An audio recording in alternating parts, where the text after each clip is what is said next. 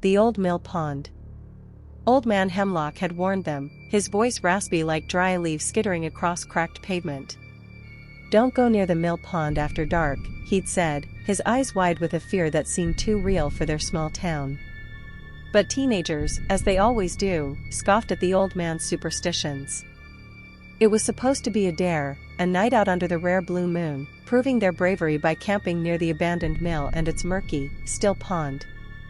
There were 5 of them: Jake, the fearless leader; Maria, always with her camera; Liam, the skeptic; Chloe, the easily spooked; and Noah, the quiet observer.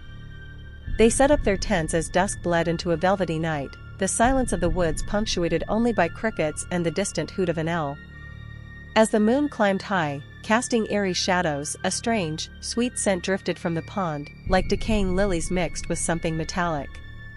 Liam, ever the cynic, joked, "Probably just a dead raccoon."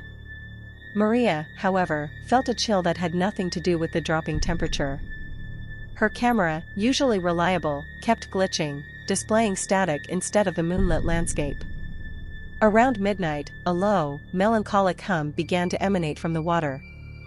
It was barely audible at first, then slowly grew into a mournful tune, like a lullaby sung by a grieving mother. Chloe clung to Jake, her teeth chattering. "What is that?" she whispered. Noah, who hadn't spoken much, suddenly pointed a trembling finger at the pond.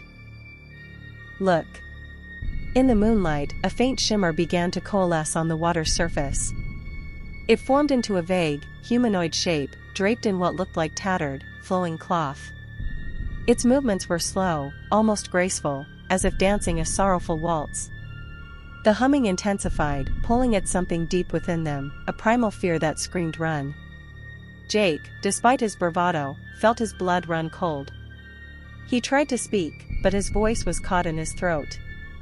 Maria, mesmerized, unconsciously lifted her camera, but it refused to turn on.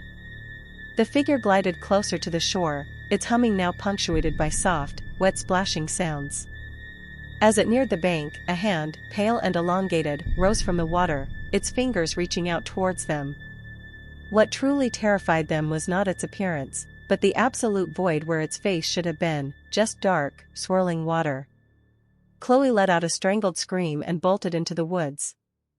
The humming stopped abruptly, replaced by a swift, powerful ripple across the pond.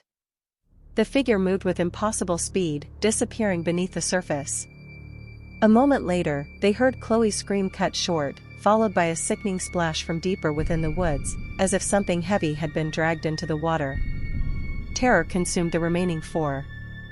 They scrambled, tripping over roots and rocks, not daring to look back. The mill pond's lullaby haunted their escape, and as they burst out of the woods and onto the main road, the metallic, lily-like scent clung to them like a shroud. Old Man Hemlock had been right. The mill pond never gave back what it took.